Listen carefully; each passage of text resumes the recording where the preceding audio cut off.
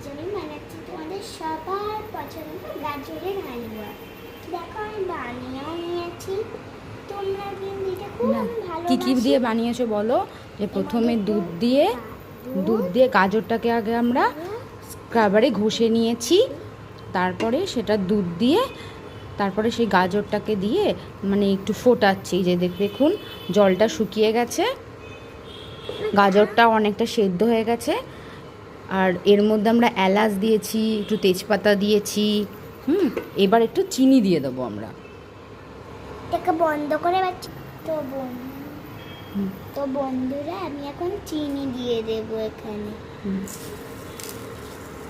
চিনি দিয়ে ভালো করে এটা মিশিয়ে নিতে হবে। আর ওপর থেকে আমরা গার্নিশিংয়ের জন্য একটু কিশমিশ ছড়িয়ে দেবো। ফার্স্ট থেকে রান্নাটা বলে তো দেখুন বন্ধুরা, আমি এখন চিনিটা ভালো মতো করে মিশিয়ে দিয়েছি। তোমাদের এরকম করে মিশিয়ে দিতে হবে, না হলে কিন্তু খেতে ভালো লাগবে না।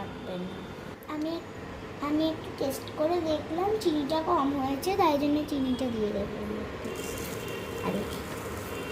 আর সেইভাবে কিন্তু যেরকমভাবে আগে মিশিয়েছিলাম চিনিটাকে সেরকমভাবেই মেশাবো।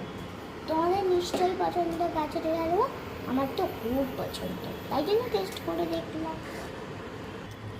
এইটা কুকারেও তৈরি হয়।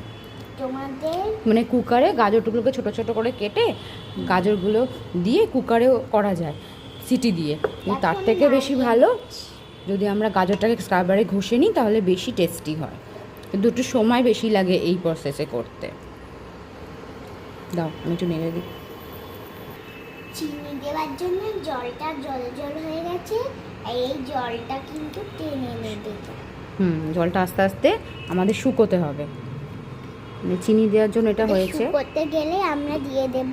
তো এই দেখুন বন্ধুরা, জলটা শুকিয়ে গেছে।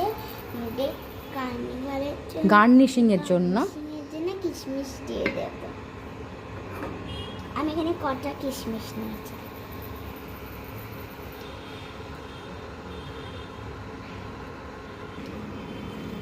এটাকে মিশিয়ে নেব। আর লাস্টে একটু আমরা ফ্লেভারের জন্য একটু ঘি অ্যাড করতে পারি। ঠিক আছে, টাটা করে দাও।